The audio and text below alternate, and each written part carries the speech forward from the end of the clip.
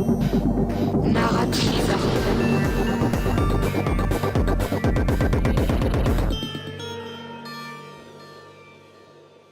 Hello, welcome to a new show, Narrative. I'm very honored and pleased to be here with Catherine Austin-Fitts. We are in the Netherlands, and we'll discuss today insights into the mechanics of our society, especially through investment and stories. Yeah. So I think money stories, yeah, which can be quite powerful, as we all know. Yeah. And what I also saw is that everybody who talks about money talks about power, but is it really just power? No. So money is a tool. It's a financial system think of it as a toolkit, and it's part of the governance system, and the power is in the governance system. But there's no doubt that the financial system is used for a variety of purposes, including incentivizing and controlling people. So it's a management tool, and you use it to optimize resources and manage resources, and you use it to incentivize. So when I used to be on Wall Street, we would never talk about how do you get to Rome. We talk about, okay, how do you engineer the money so everybody can make money going to Rome, because then we can get to Rome. So it's really, think of it as an incentive system. I mean, I thought of it as a shared fiction, if it's just, because at the end, it's nothing. It's just because you agree it's something, that it's something. Right. And, if we agree that, this table is the new god of our religion, it will become... It's the new god of our religion. Exactly. And if that piece of paper is money and we all agree on that, But there's one difference, because even if I don't believe that this money has any worth, but I know that that other guy believes it has that worth, I can use it and say, I give you this and you give me these pies and apples, Right. John Maynard Keynes explained the stock market this way. He said, it's like a beauty contest where the judges are trying to figure out not who's the most beautiful, but who the other judges will think is beautiful. Right? I see. Yeah. You got known during this Corona crisis, but have you been known before? Yeah. When I was on Wall Street, I was known among that world as somebody who was good at certain things. And then when I worked in Washington, I started a company that was very successful. I was known for, so in those money worlds, I was known. Then I had a very long and very fractious and well-known fight with the Department of Justice and the U.S. government over the mortgage corruption. And that caused me to be known in certain worlds.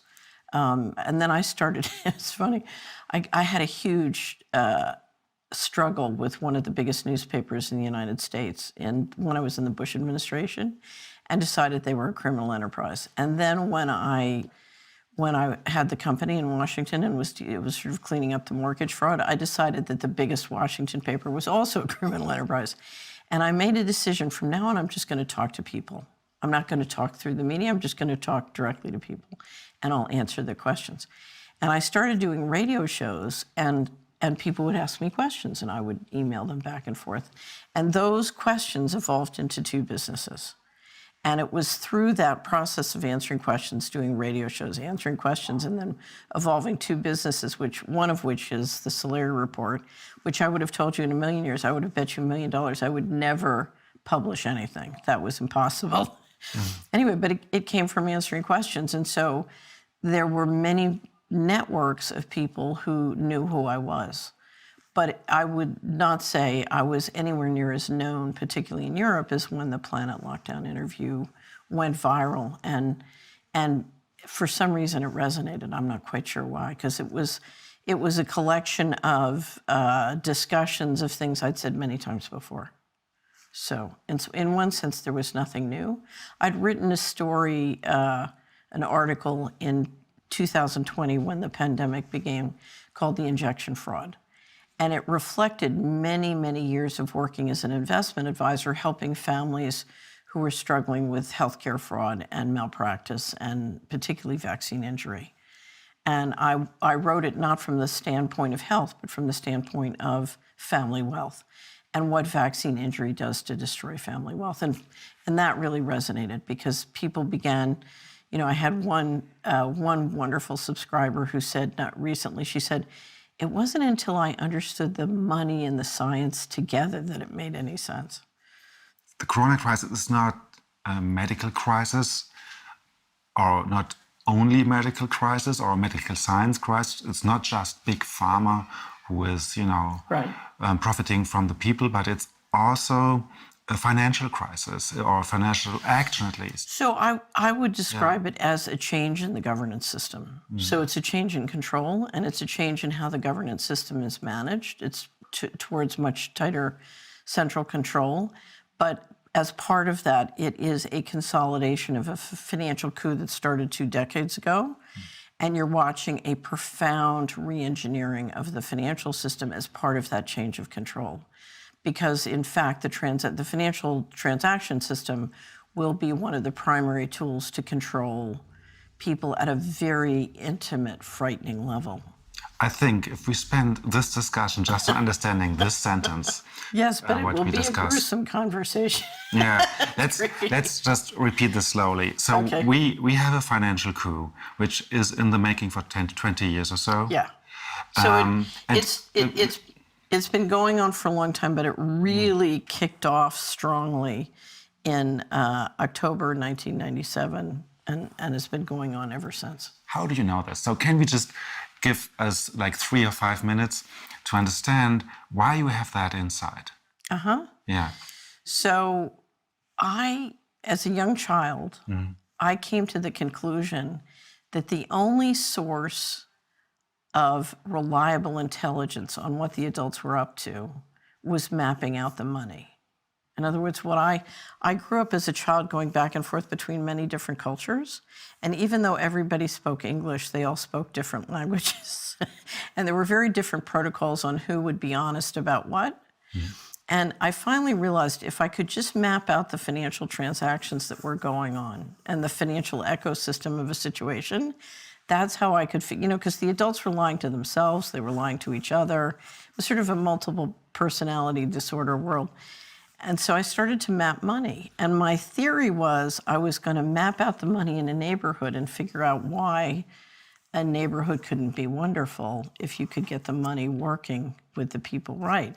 And what I didn't understand as a child was to understand all the money in one little neighborhood, you have to understand all the money on the planet. So you had to understand global markets to understand what was going on in the neighborhood. So anyway, and professionally, I kept moving into jobs that would help me understand how the money works.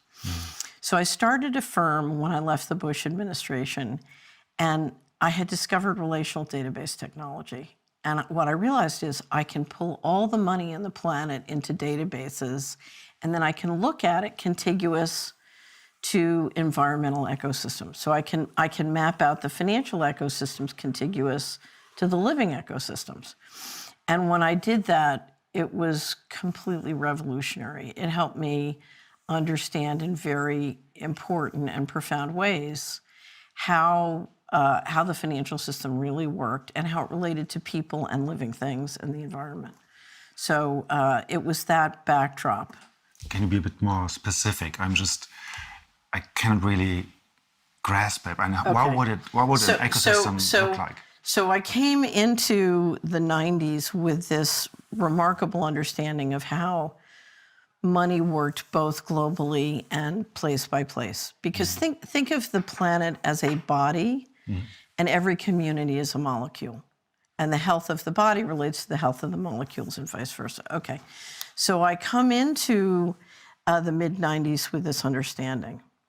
And part of this was understanding deeply how the U.S. federal budget works, because most of the money in the U.S., whether private or public, is channeled and controlled through the federal budget and regulation, okay? And I was part of a group of people in the Bush administration who got laws changed to require audited financial statements by the government. So every year you pay your taxes and you say, here, how's my money worked? And the idea was, according to the Constitution and the law, you're supposed to get something back that says, here's what we did with your money. So, it's a fundamental principle, no taxation without representation. Okay, so a process began in fiscal 1998, which starts in October 1997, whereby they started to report that they weren't going to give audited financial statements and that vast amounts of money were disappearing. It was literally, it'd be down in the footnotes, but it was there. So in the spring of 1997, I was doing a presentation to the largest pension fund leaders in the country, in the United States, including the president of the largest pension fund. And I showed him a simulation of how we could re-engineer the federal budget in the Philadelphia area where I'd grown up and dramatically improve wealth and lower the government deficits. And he looked at me and he froze, wonderful man, and he said, "You don't understand, it's too late." I said, "What do you mean it's too late?" He said, "They've given up on the country. They're moving all the money out starting in the fall." Now, when he said that, I thought he meant they're shifting allocations in the portfolios and they're moving the money that can be moved legally. I was wrong. What happened at the beginning of fiscal 1998, October 1997, is vast amounts of money started to disappear from the US government. And so as the debt rose, money disappeared. And that's what I call the financial coup. It started then, and as of 2015, over $21 trillion of undocumentable adjustments in the US government. And at that moment, when that 21 trillion was, an American professor did a survey of two of the agencies where most of the money disappeared from, including the place I used to work. And at that time, there was $21 trillion of outstanding Treasury debt and 21 trillion of undocumentable adjustments from 1998 to 2015. This sounds so unbelievable that I think we have to make a slow motion here for people who hear this for the first time. So you said that even the Wall Street money is closely linked to the federal Absolutely. mechanics. Absolutely. So this already is quite new to me because, we have this image of, it's all about deregulation, and even, Bush senior politics and Reagan and all this deregulated so much that, industry does, financial industry does what they want. So this is like the first question mark, and I have two others for what you just said, but maybe we can respond to this. No, during this financial coup, what happened, and it started in the 80s, was the government operations were increasingly executed by private corporations and banks. Mm-hmm. So that literally, so for example, when I became Assistant Secretary of Housing, I would try and get the fundamental data that I needed about our operations to make sure we were obeying the law. And the defense contractor that ran the payment systems would refuse to give it to me. And it was a war that went all the way to the White House. And I had to get White House support to get the data I needed to So this contractor is like a private company? It's a private corporation, and it controls and operates the payment and information systems.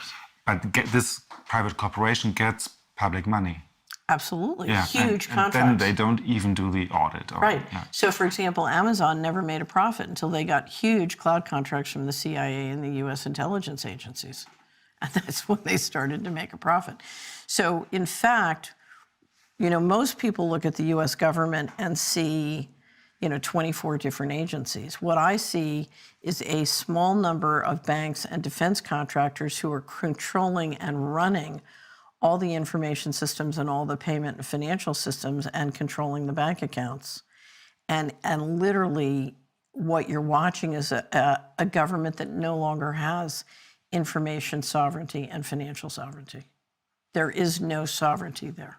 Even though in the books, money goes through the bank accounts of the government, doesn't it? Yes. So the U.S. government, through a series of laws and through a series of administrative dictums, now reserves the right to keep all of their finances secret. Okay, so you see, I'm a bit surprised. Can you describe the clash of narratives in my head somehow? What is the one narrative and what is the other one you're describing to me? So I know exactly what the problem is. When I first went to Washington, I didn't own a television, but I had a friend who said, you can't work in the Bush administration without a TV. So she got me a TV. And so for a brief period of my life, I watched the Sunday political show. You know how they get on and they talk. Okay. So I'm a money person, and I'm trained whenever I do a job to have mastery of how the money works. So I was deeply involved in both the federal budget, but in all the housing and real estate and mortgage. My job was to run all the stuff the government did in the mortgage market. So I'm watching the federal budget, and I'm watching all the mortgage credit and the treasury credit. So I'm watching the money. And one thing you understand if you watch money is our world is built with transactions.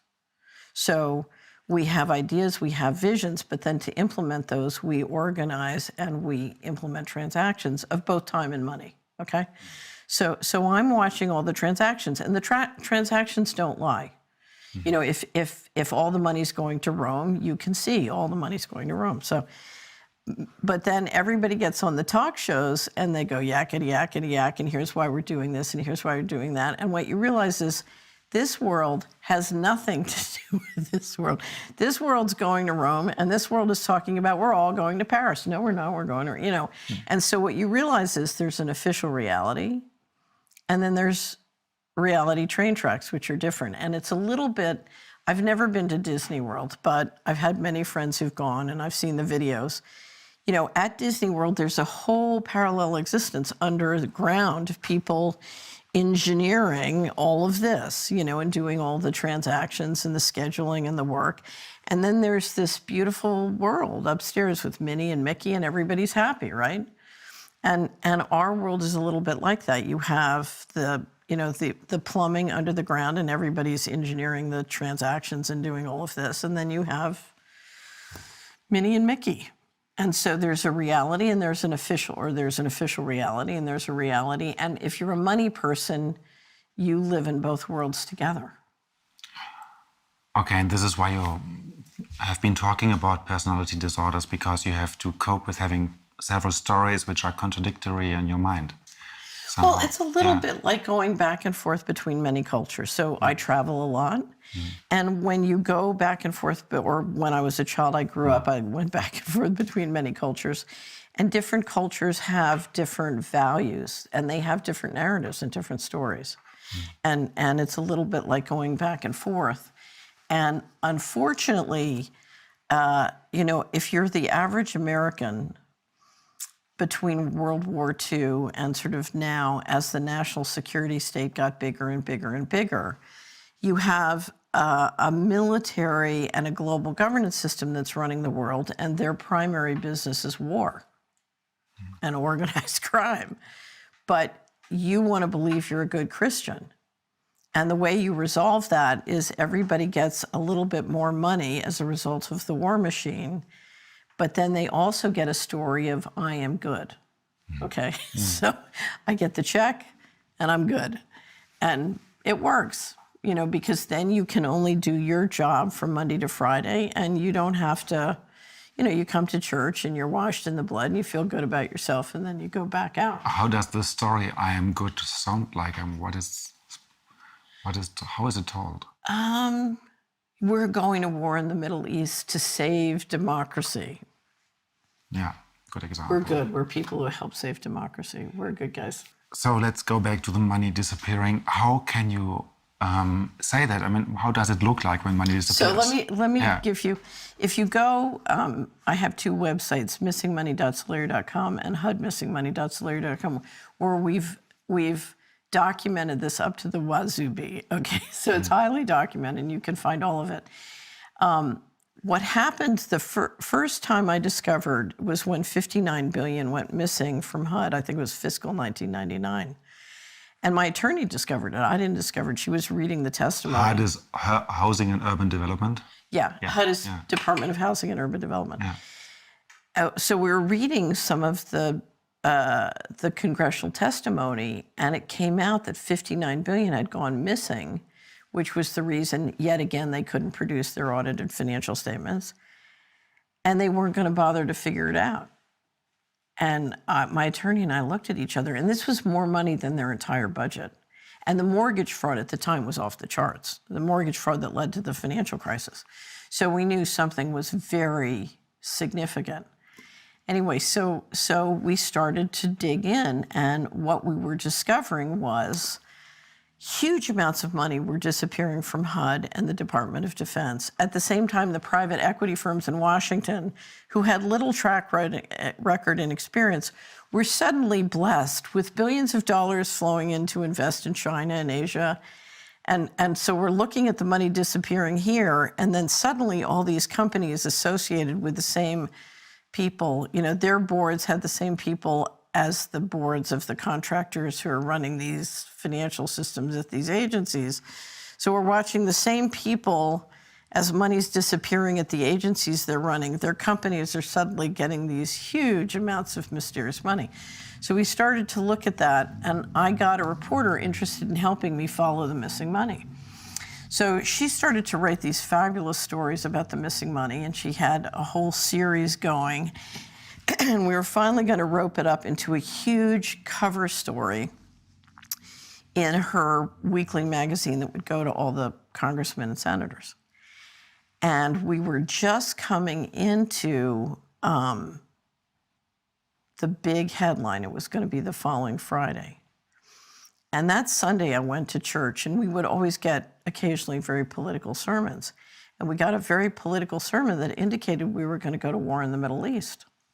So I came back, it was September 7th, 2001. And I called the reporter, I said, we're going to war in the Middle East. She said, that's funny, I haven't heard a thing, because usually if I got a sermon, she'd get a leak. And she said, I haven't heard a thing. I said, I'm telling you, we're going to war in the Middle East. First we're going to Afghanistan, then we're going to Iraq. It was like Wesley Clark's, 7 countries in 5-year plan. But we're totally focused on getting this article published, which was going to be like the 13th of, it would come out on Friday.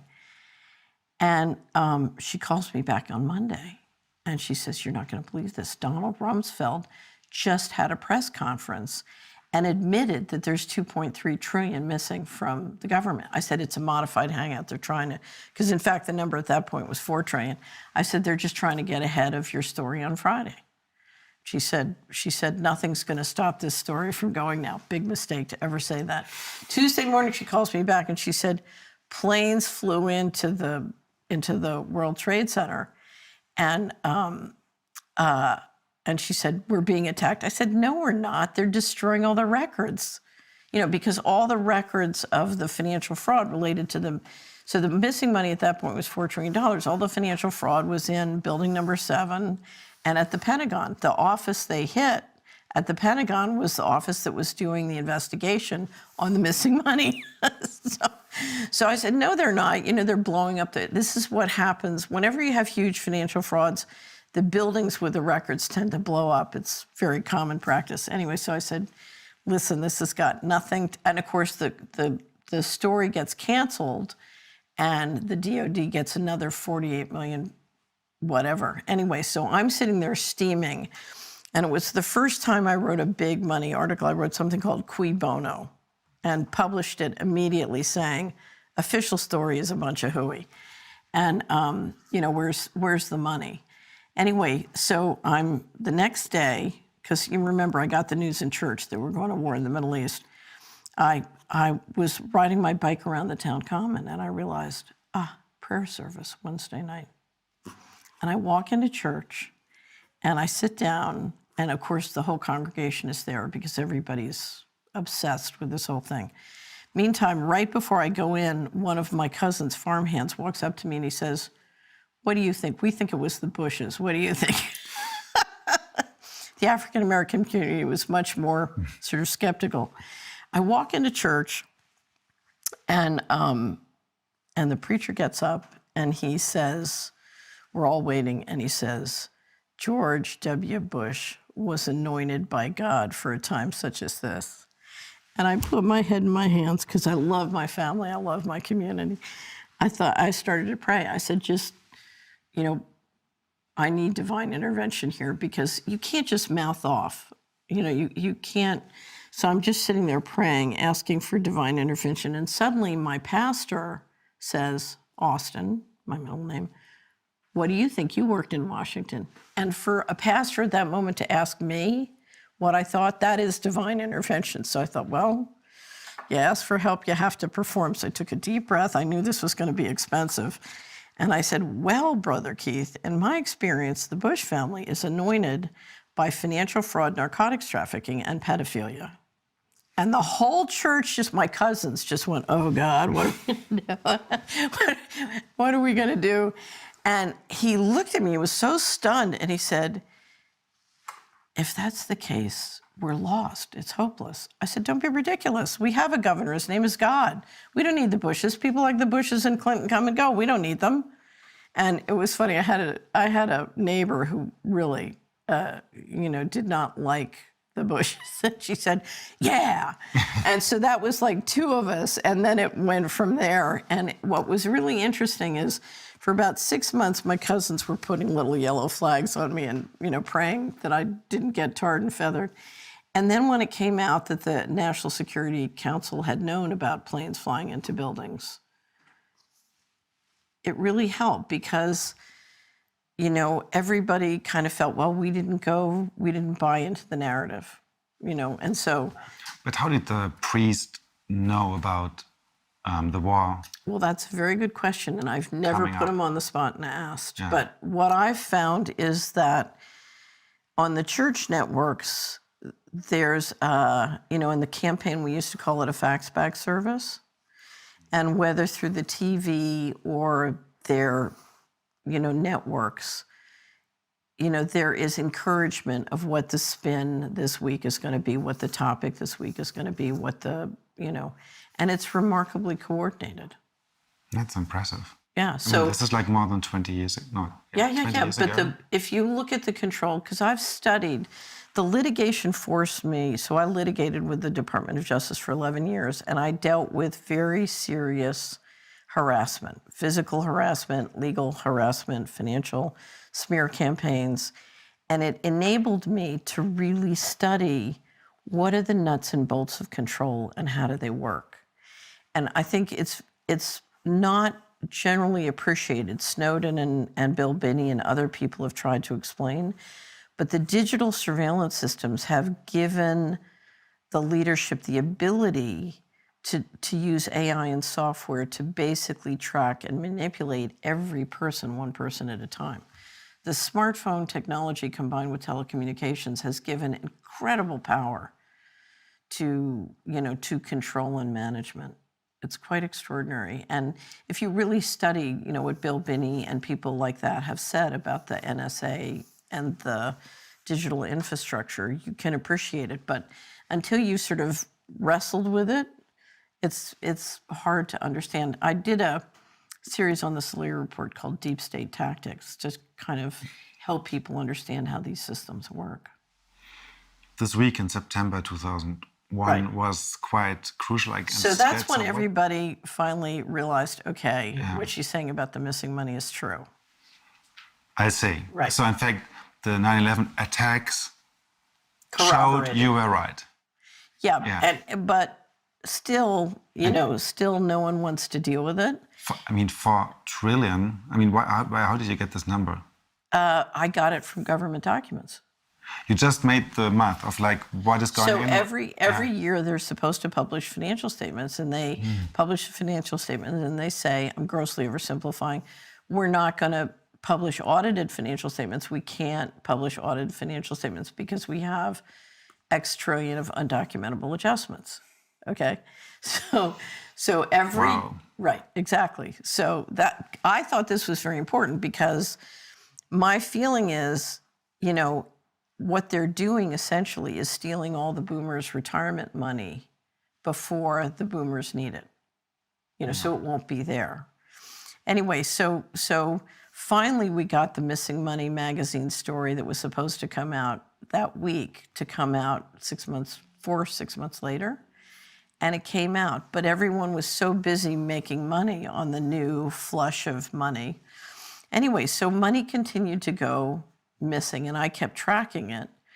And then in 2015, the primary defense contractor who had run a majority of the systems where the money was disappearing, spun their IT division, their government IT division, off to a new company. And I said, cut and run.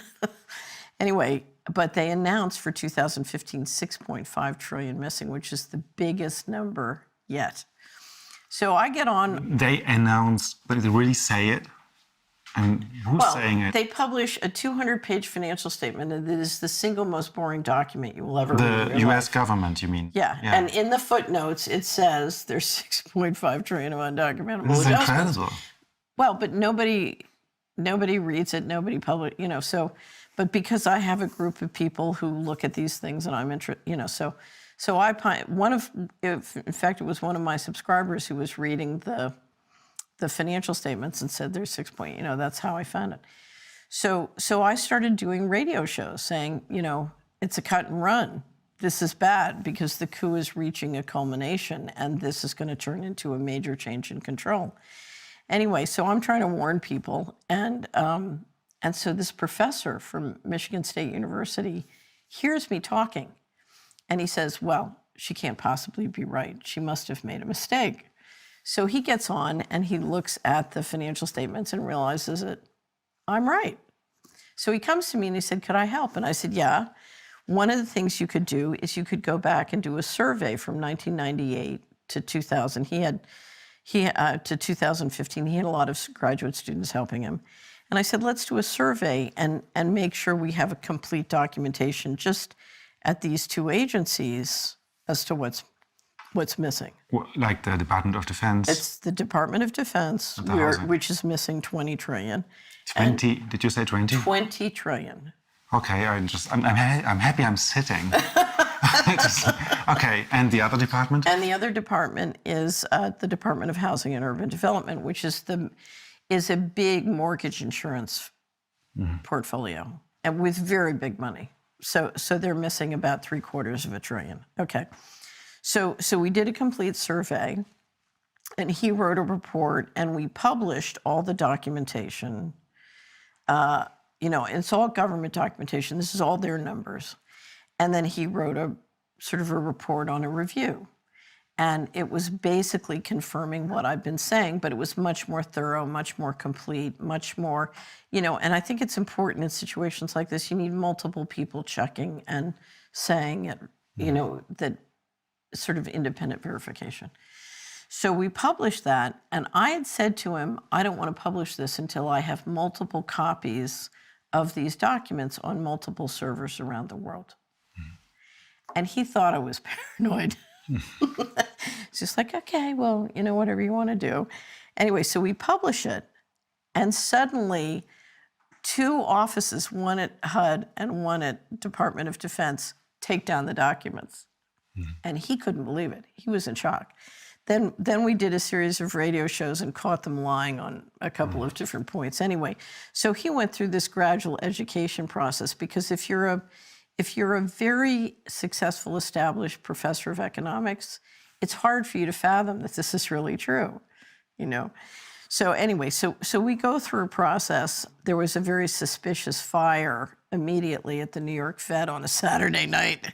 Apparently somebody had been using the old fireplace in the basement, burning records, I presume. Anyway, so there are all these strange things that go on, but we continued, and what happened, the next thing that happened was the Senate and the House, both Republican and Democrat, and the Trump White House all agreed in 2018 in a very quiet way that they were going to adopt an administrative policy called Federal Accounting Standards Advisory Board Statement 56 that stated that by a secret process, a secret group of people could keep as much as they wanted of all the agencies and related agencies and companies secret, and they didn't have to tell anybody. Now, that's a violation of the Constitution, all the financial management laws, and it's not adopted by legislation. It's adopted by an administrative agreement. by just, okay, we agree we don't have to obey any financial laws, period, and we're not going to, end of discussion, and it's all legal. And that was their way of resolving the fact that they had more and more undocumentable adjustments. They have now stated that the adjustments are up to $96 trillion, but they haven't specified that that's undocumentable. So that number is essentially meaningless. So clearly the number is higher than 21 trillion now, but we have no idea what it is. So why do you call this a coup d'etat? It's a financial coup d'etat. What they decided to do, the G7 nations have run a financial system which is a balance of power between the elected representatives who basically allocate the tax money, that's fiscal policy, and the private bankers who run the central bank and monetary policy, and it's a balance of power between them.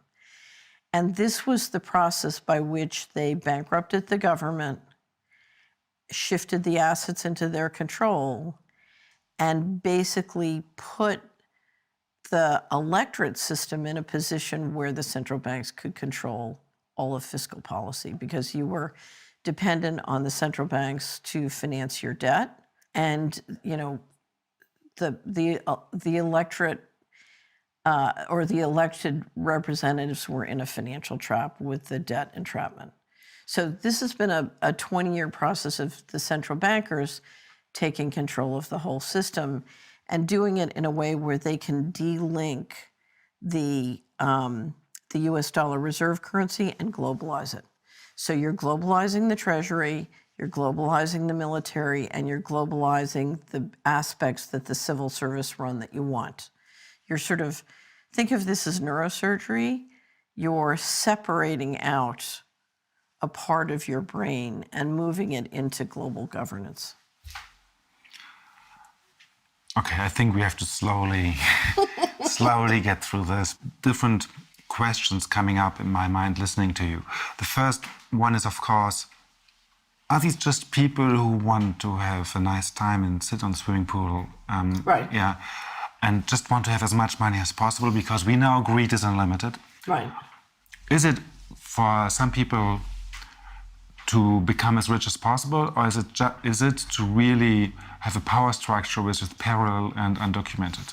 It's a governance. It's a governance structure that has strategic goals, and everything is organized around those strategic goals, and it's much more driven by risk management than by greed.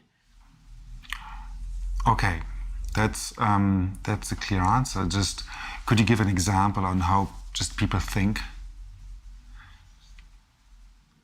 I would say, so let's get inside Mr. Global's head. Mr. Global has a very difficult job. That's the first thing you need to understand. This is not a fun or easy job. It's a very high pressure job. And part of the reason it's high pressure is you've got a growing global population, and you've had for 500 years a model called central banking warfare.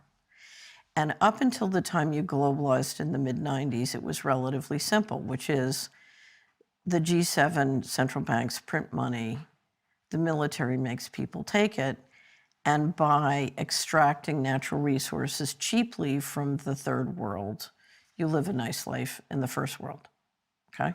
That's sort of the model.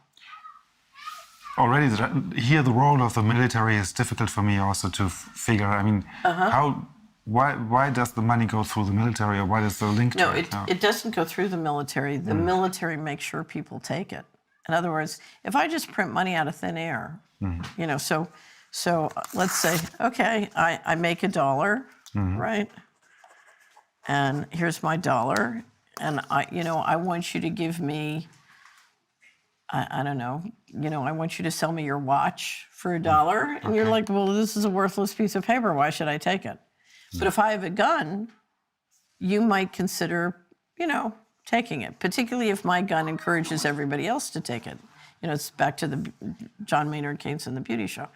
So for example, when the dollar became the reserve currency at the end of World War II, it was because through the Bretton Woods system, the U.S. Navy controlled the global sea lanes. And unless you played ball in the dollar system, your boats might not get through, right? So the military makes sure that everybody plays ball in the system, and it's both a currency system, but also a reserve system. So you're holding dollars in your sovereign wealth fund or your reserve funds at your treasury or central bank. So the U.S. and the Anglo-American alliance were able to build up a system that everybody said, okay, we'll all play. And the beauty of the dollar system at the end of World War II with the Bretton Woods system is we made it an open model. And so it was really to everybody's benefit to play. And that built up an enormous flow and liquidity in the dollar, and one that's very hard to replace. So one of the great quotes on the dollar in 2013 at the end of the fiscal crisis, it's dominant but dangerous. And it had such a huge market share both in reserves and in trade, thanks to the U.S. military in no small part. Everybody sort of had to play within the dollar system because there really were no alternatives. And one of the sort of tensions and squabbles between Europe and the U.S. was when the euro started, it started to become a real threat and taking market share from the dollar. And of course, then we had austerity and the financial crisis. And interestingly enough, dollar back to number one. So you're insinuating that the austerity measures with southern European countries were to weaken the euro?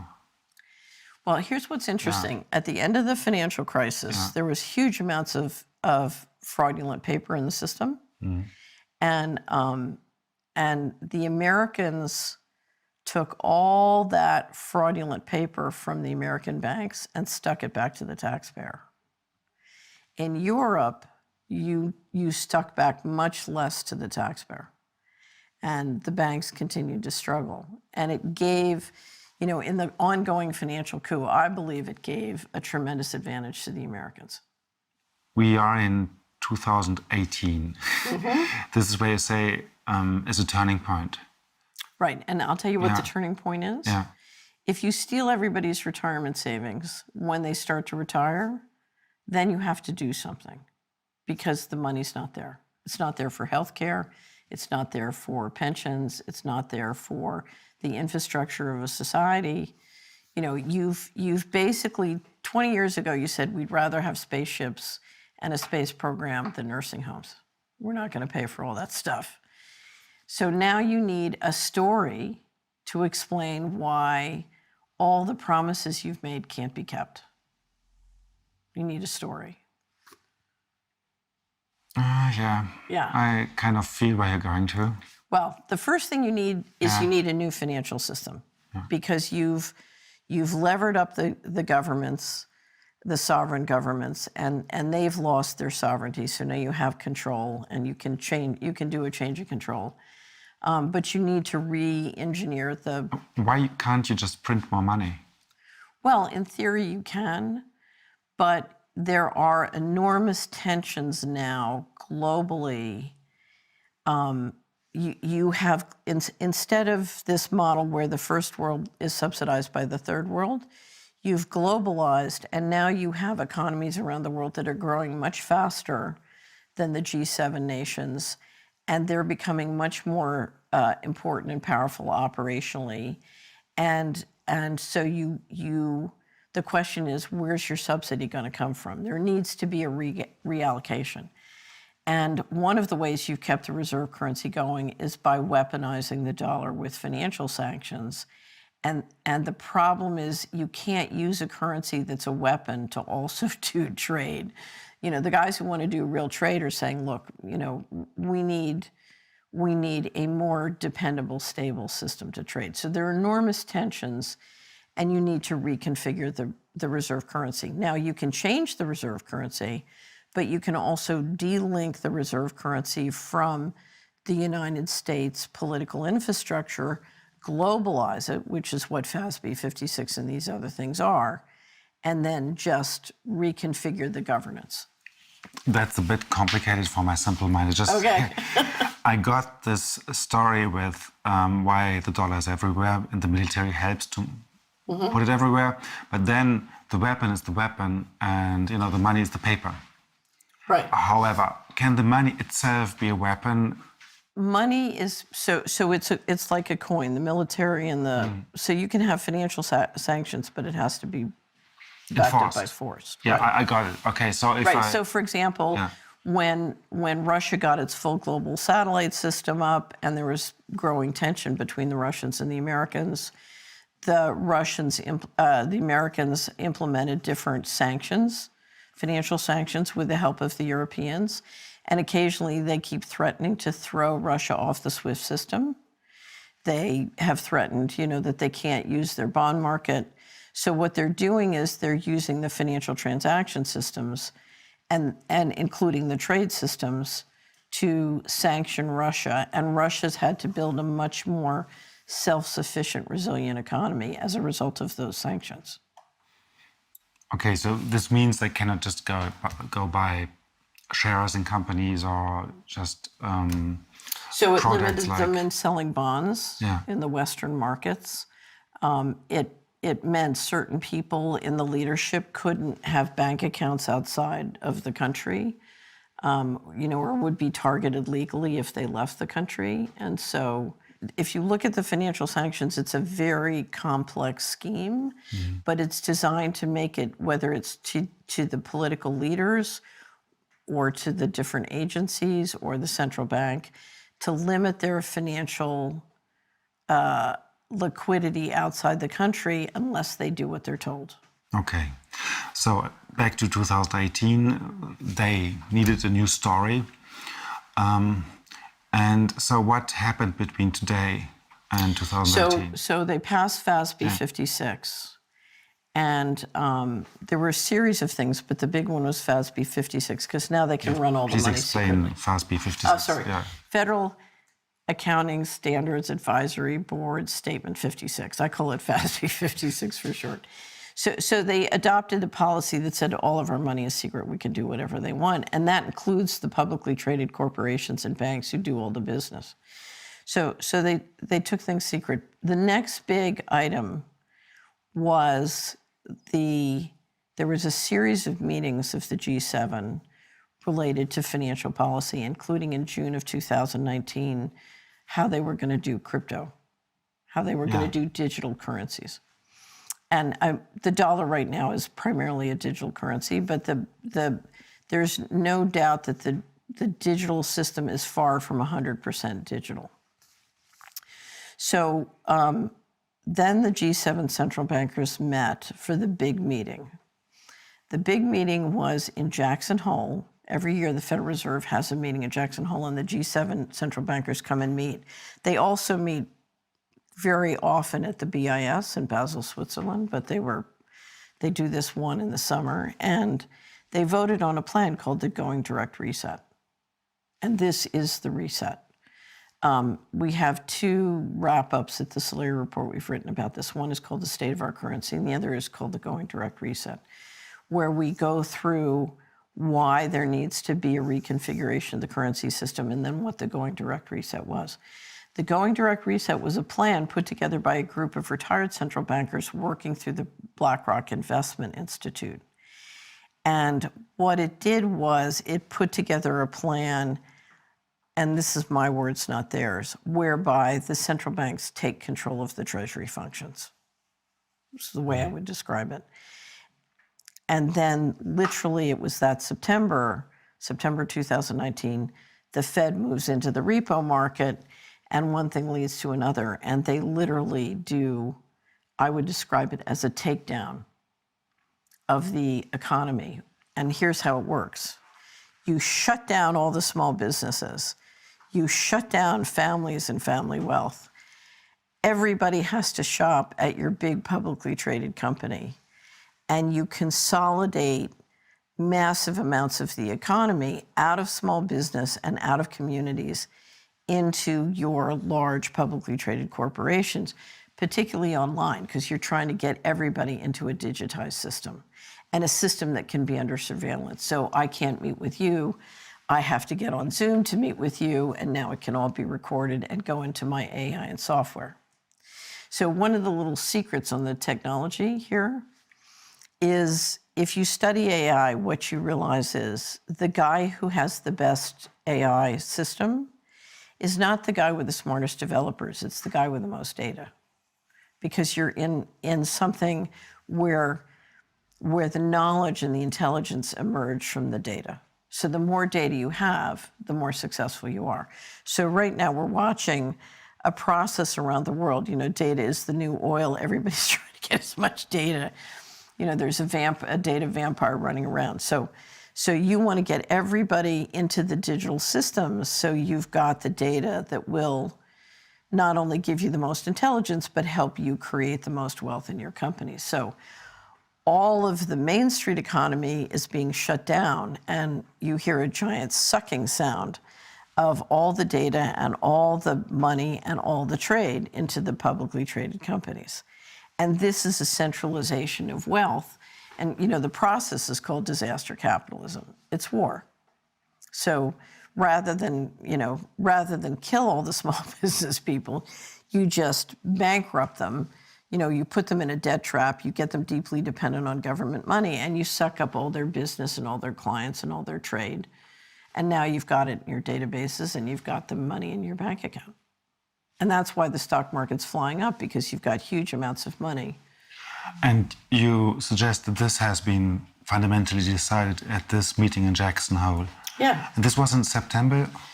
It was August 22nd, 2019. They made a decision to take down the economy. Okay. And as part of that, inject enormous amounts of money in a way that, you know, because you're watching. Somebody just sent me an email, said they had sold, their parents had died, they'd sold their parents' house. There were 18 bids, and they sold it for $200,000 above asking price. When the central banks print money, that's what happens. And so the question is, how do you force people to have to sell? Well, you know, if you asked any American at the beginning of the pandemic how they were going to survive the next year or two, they all said, we're going to sell our house. Yeah.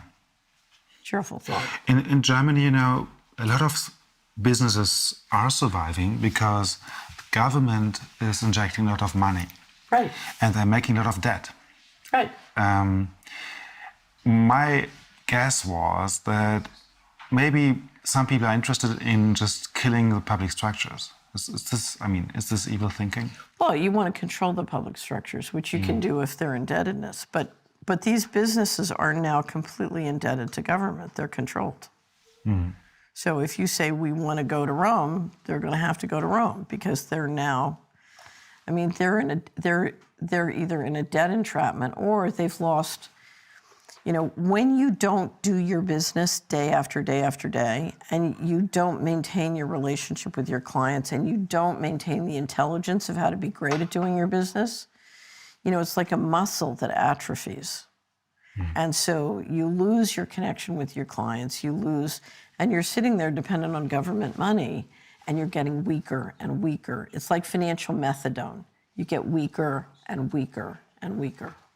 And it's a way, you know, if you just shut down their business and you didn't give them money, they might riot, they might stop you, they might vote you out.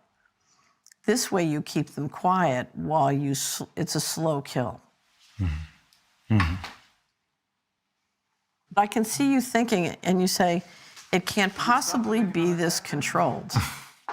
So if you look at the introduction that I wrote for the Going Direct Reset that we just published, one of the things in it I say, why would a group of people, you know, because if you look down at the takedown of the economy, you know, you're talking about at the peak putting 500 million people out of work.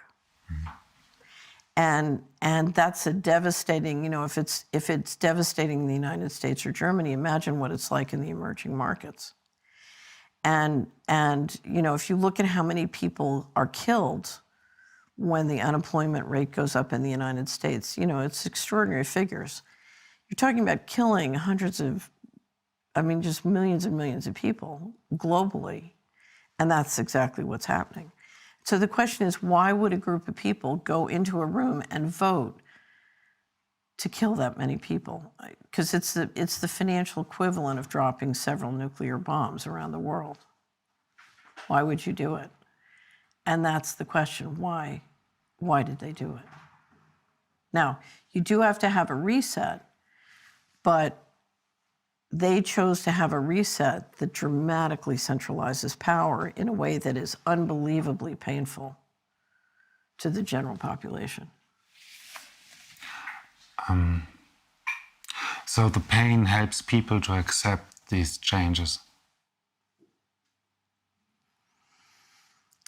So if you look at where they want to go, they want to implement a financial transaction system that will give them control at the individual level globally. So digital technology gives you the ability, especially if you move the whole planet to an electrical system, it gives you the ability to implement a control system so that you can wipe out not just national sovereignty, but individual sovereignty. And you can control it at a central level. And so part of what is happening is technology is permitting this system to happen. So one of the reasons it's so hard, I think, for most people to fathom where they're going is we haven't really thought about what is possible now in sort of invasive, how one person can be controlled. Because the vision is one that lacks empathy. Most human beings have empathy, so they can't fathom why Mr. Global would want that kind of invasive control at an individual level. So I think it's very hard for them to fathom it. I can fathom it. One of the reasons I can fathom it is I've hung out with them. But the other reason I can fathom it is if you've ever studied the history of investment, what you know is slavery is fantastically profitable.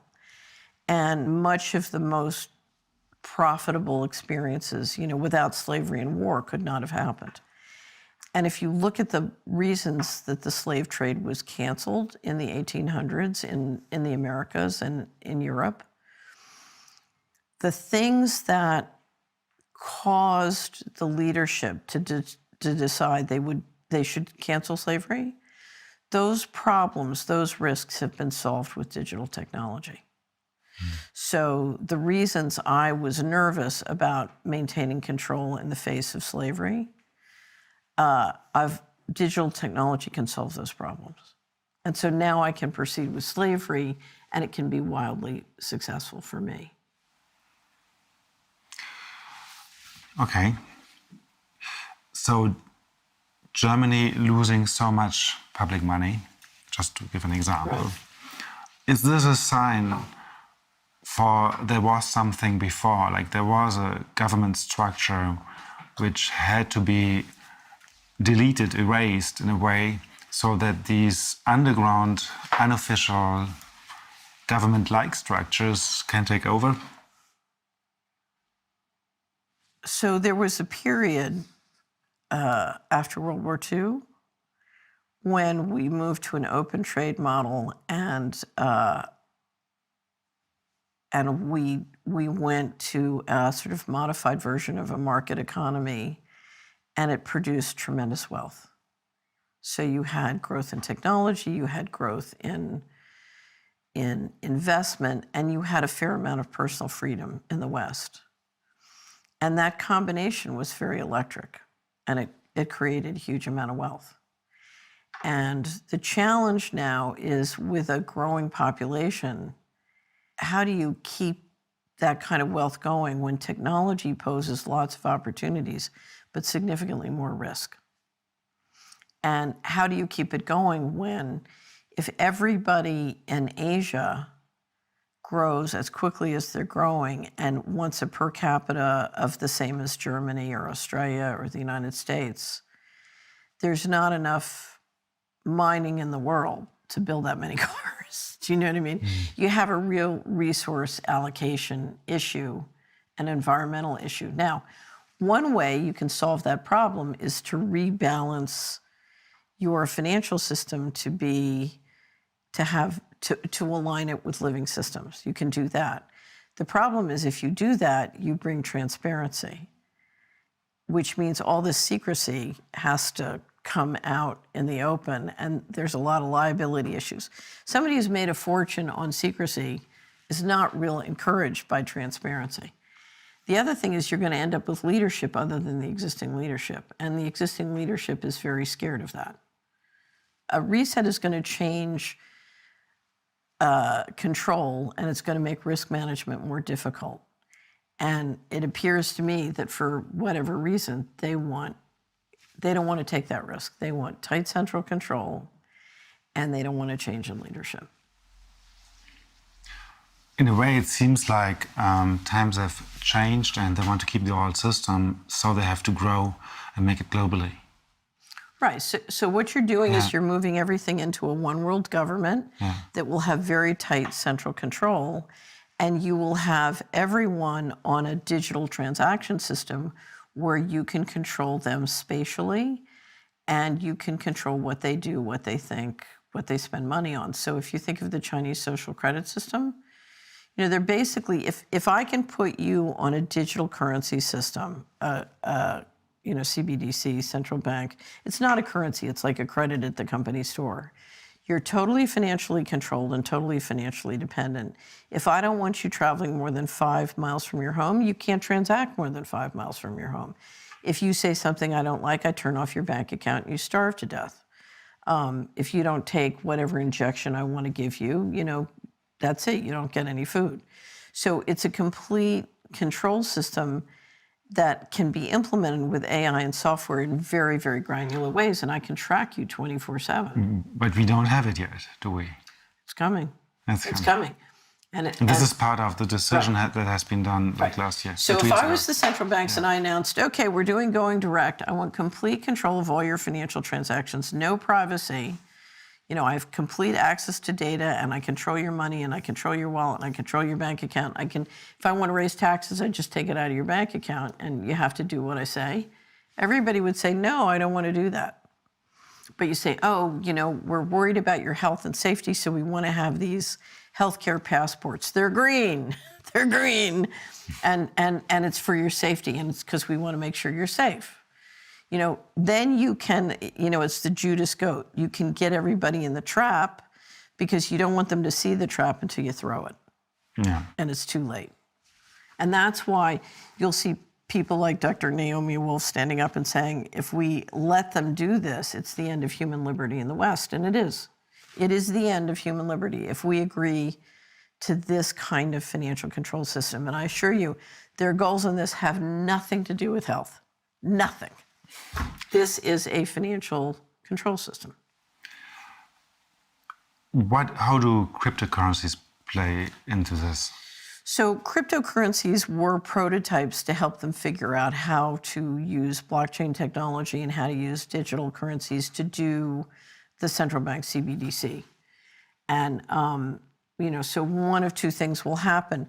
Remember, they're trying to get everything digital. Mm-hmm. And I always say, I said this in 2008, they don't care if you call it dollar or wampum beads or crypto. As long as it's digital and it runs on their hardware, they're happy because that's the control. So you mean whether I pay you in Bitcoin, it can still be controlled somehow centrally? Absolutely. 2017, I had to speak at a conference on cryptocurrency, and I did, there's standards under the investment advisory rules in the United States, and I tried to implement that quality of due diligence. I spent a couple hundred hours really studying blockchain, learning about crypto, and I realized, the whole thing is, it's just a prototype leading to the control system. And people always ask me, once the CBDCs roll in, what will happen to Bitcoin and the other cryptos? And there are many different ways they can handle it. But essentially, whether they let it die on the vine or they wipe it out, these are prototypes to an all-digital system.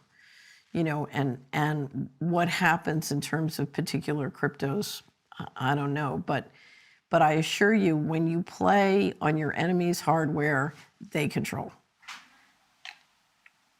Yeah, because it's running on servers of the big So this corporations. great. And, If you know, come into Solari, Yeah. we have a commentary on Cash Friday. So we're encouraging everybody on Friday use cash because we're trying to take it away from all digital. And if you come in, there's and you open it up, there's a video at the top. It's 56 seconds. Everyone on the planet should watch it. It's Carstens, who's the general manager of the Bank of International Settlements. He's a central banker who came through Mexico. He's Mexican. And, you know, I have to tell you, I love a central banker that tells the truth because it's so rare. But last October, Carstens was on an IMF panel on cross-border settlements, and he explained in 56 seconds why CBDC will be fantastic because central bankers will see everything, know everything, and will be able to enforce whatever rules they want. They will have complete control. And he does it in 56 seconds. And it's like, wow. It's the first time I saw a central bank tell it like it is. So all this is quite, you know, fascinating and staggering that you can really see and track all these supposedly secret actions. They're not that secret. They're out They're there. not that, believe me, they write this stuff up. The Going Direct plan was BlackRock, the BlackRock Investment Institute wrote it up. You know, the 21 trillion missing, it's all in government documents. It's all... In a way, it seems also inefficient. You know, one reason mafia has a disadvantage is that if people are just, you know, real competition, Right. then I think it kind of can work, and then, you know, you would with less you can make more if the structure is more open. This closed structure and this totalitarian or dictatorship-like approach, Right. you would have. Isn't it the less efficient system? Yes, and it's... will it not fail and in for this fact, reason? Yeah, if you study how, in the United States, when I put together the databases and studied how money worked by place, one of the things I concluded after working with those databases and simulating economies locally is that our wealth could be hundreds of times greater than it is because the central control is so destructive of productivity. It's so destructive of creativity. It's so destructive. You know, there's so much waste in the system when money is allocated by politics and the desire for central control. So there's no doubt that it's wasteful.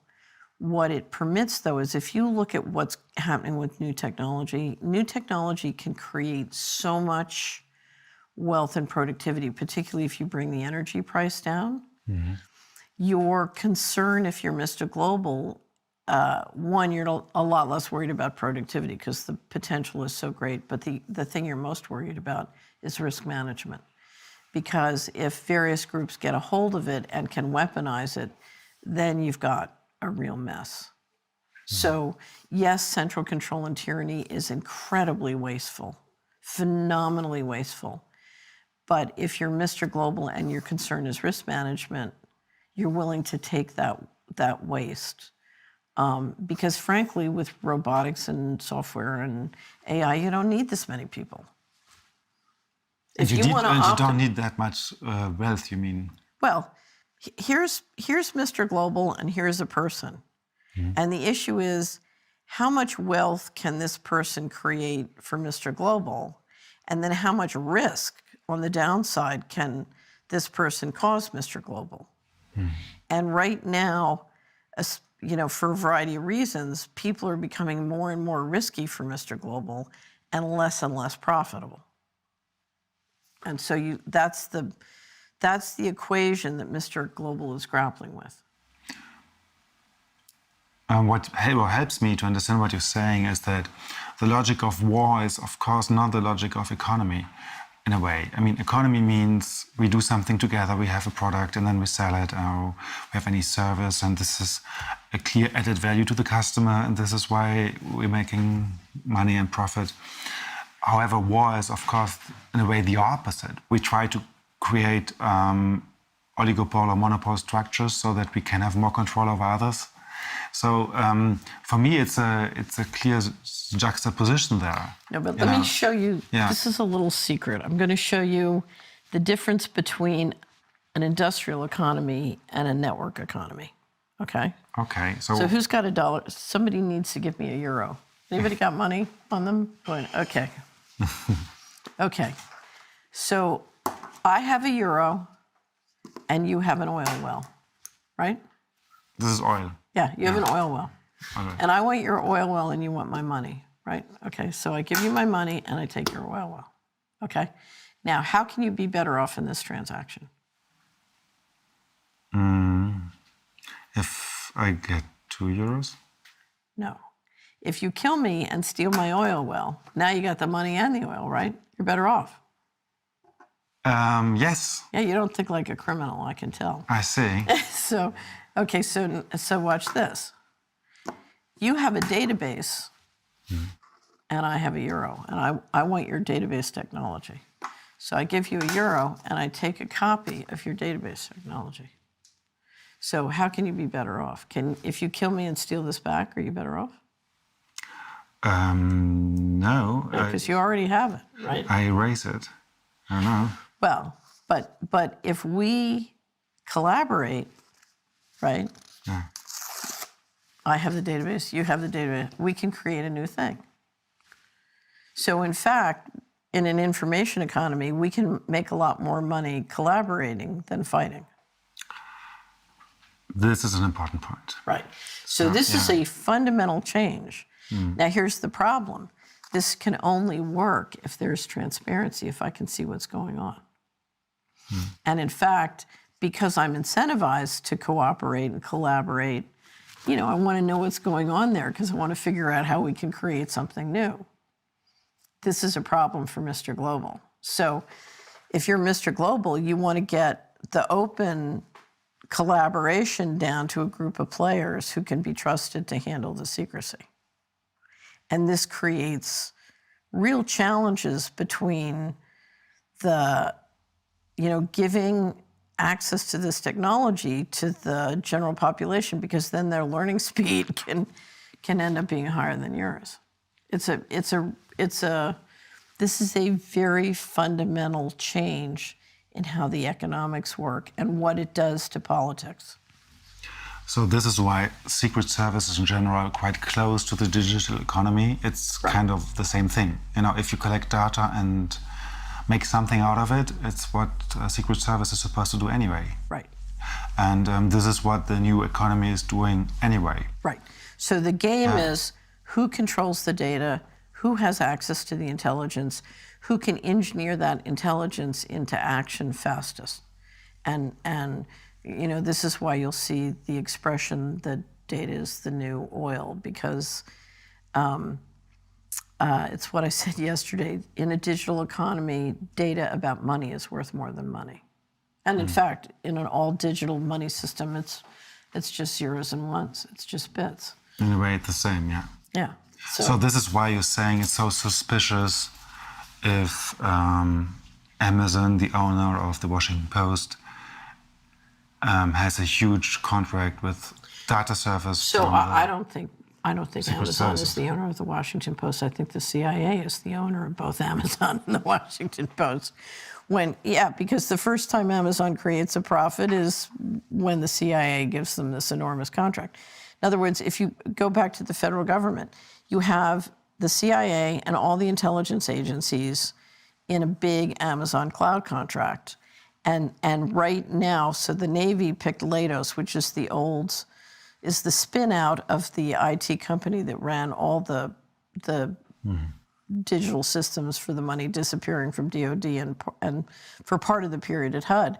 And then you have a huge war going on that's been going on for 2 years because DOD is choosing the cloud contractor for the DOD system. Department and of there's a war Defense. between Microsoft and Amazon about who's going to get, because what you're talking about is the infrastructure that will then shift all of that to the global structure.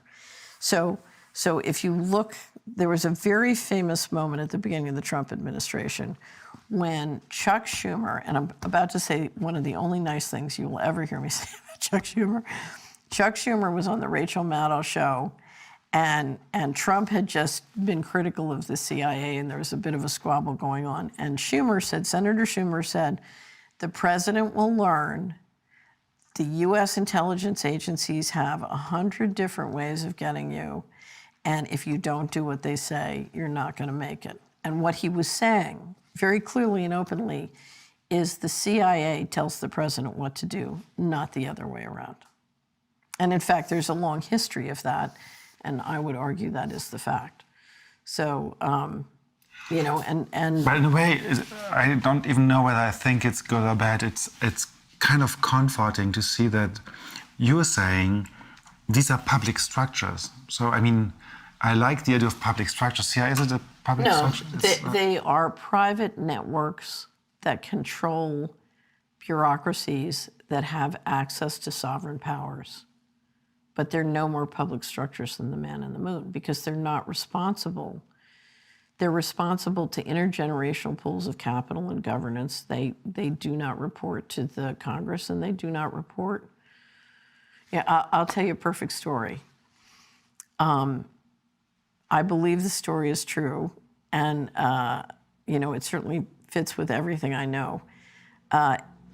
One of the mistakes that Eisenhower made, and he didn't make a lot, but one of the he made is, I think it was between Truman and Eisenhower, they delegated security for Area 51 to the CIA.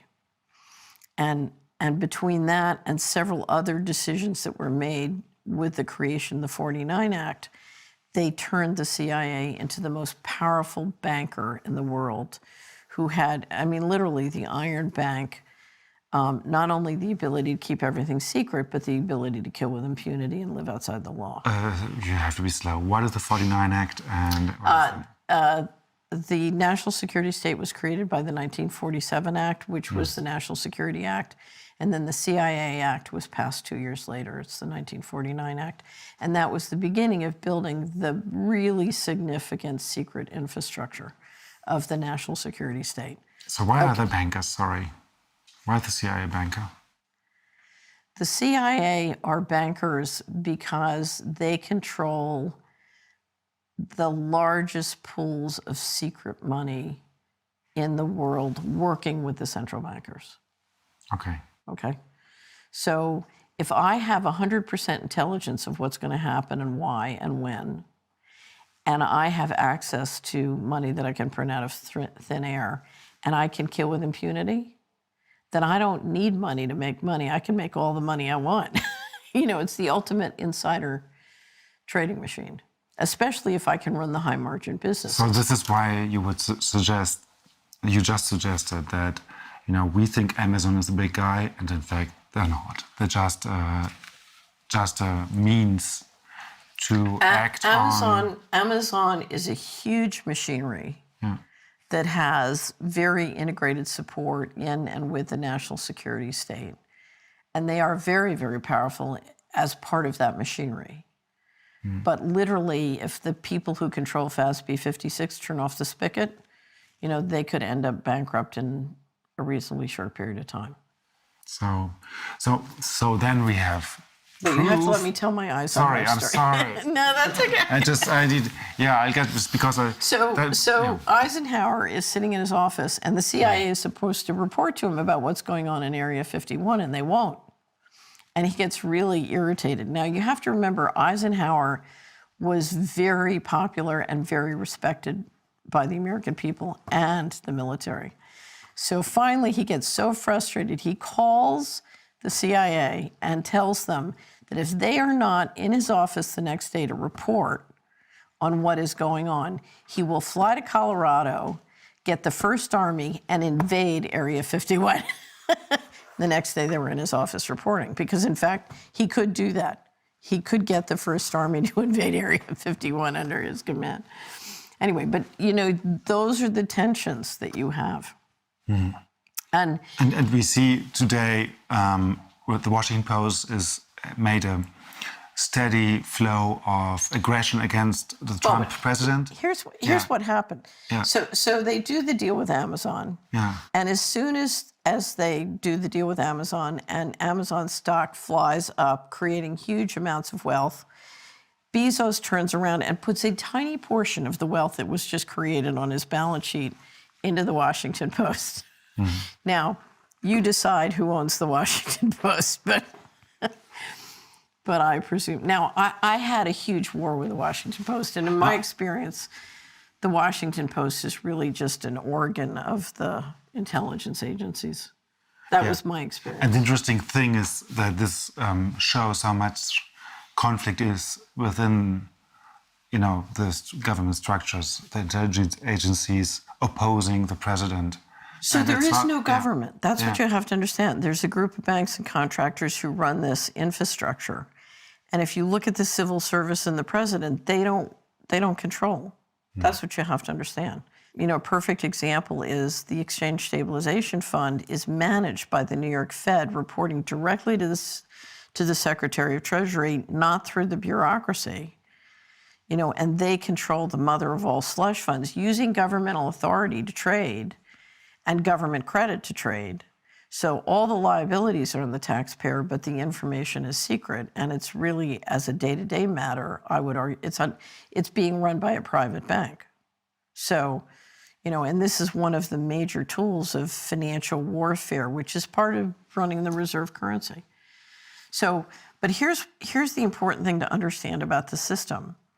The problem with the national security state and the national security state being globalized into a global empire is that it is so big and so complicated. In one sense, no one is in control.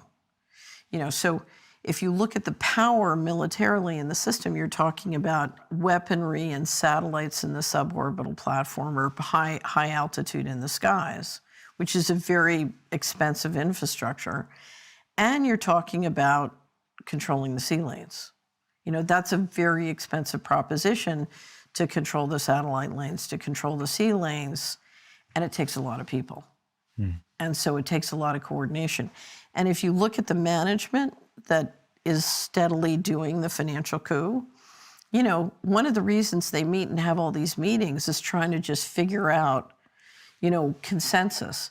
And if you look at the decision-making, when you come out of the Bohemian Grove and you've made a series of decisions, the reason everybody stays on the same page is in a system that is that complicated and requires that much consensus just operationally to get the work done. You can't afford, if you've all decided to do the waltz, you can't just start doing the tango in the middle of the dance floor and think it's going to come out well.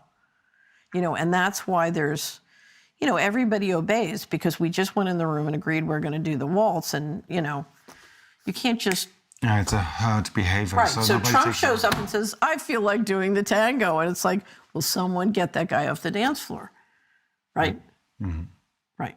Because it's a complex machinery. So I think we emphasized some problems today. And the question is, how can we solve them? How can we get out of Can I this? tell you something? It's remarkable how easy it is to solve. And I'll tell you why. If you look at the machinery, so let's look at Mr. Global. Mr. Global, whoever is in that room, it's a small group of people, right? If you look at who's building the trap, who's building the prison, guess who's building the prison? The prisoners. Yeah. So we're, with our bank deposits, we're financing the big banks to do this. We're financing Amazon to do this by shopping at Amazon. We're putting our money into the stocks of the companies that are destroying our world. We're paying taxes to this government and not, using the powers we have as a taxpayer to check and see where our money's being. We have the ability to bring huge transparency. We have the ability to stop building the prison, okay? And so the question is, what are we going to build with our world? If we keep building the prison, we will be prisoners, and it's coming up fast. So one of the things, if you come to Solera, you see us promoting Cash Friday. Stop using digital money. Use cash.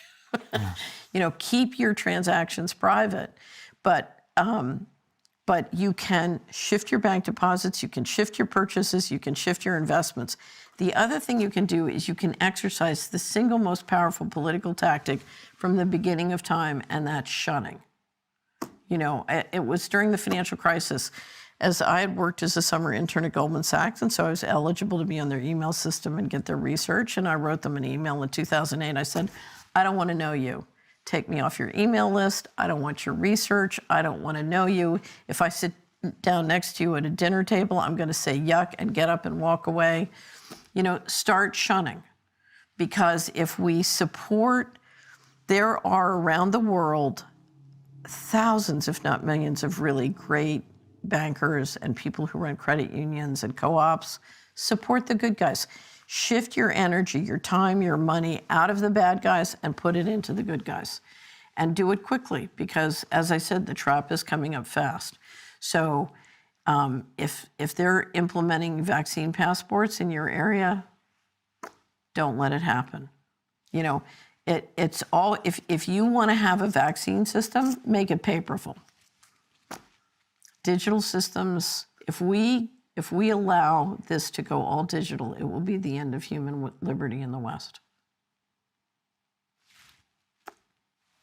I think you shook me and a lot of people who listen to us, and I think this is helpful because to change needs a kind of friction and needs some pain also, because if there's no pain you understand and you feel, you will not change fundamentally your behavior. And I think that the new media you're creating with the Solari report, and I hope to be part of this with what we are doing right now, is also part of this. Absolutely. Yeah. So I would ask also the people seeing and listening to support us. We need that support. There are a lot of ways. So some of them are very easy. Please, it really is fundamental because money is energy, and this energy gives us the space and the time to act. So can I say something? Maybe. Just go ahead. So as an investment banker, we're always looking for investments that have a high return. So for a little bit of money, you get we call it a pop, you get a big pop. And I have to tell you, I think Oval Media has one of the best returns on a dollar or on a euro of just about any of the new media I've seen. Which you guys are rocking the world. When Robert said, "Who's Oval Media?" I said, "They are the hottest media company in Europe." Thank you so much. I feel so flattered. I would say go push that button and subscribe and send money, because you will not get a higher return in the world of truth than what you guys are doing. So I certainly could say the same for the Solari report. Okay. So please also subscribe to the Telegram channel and email list, because you never know what channel is there next week. Goodbye. goodbye.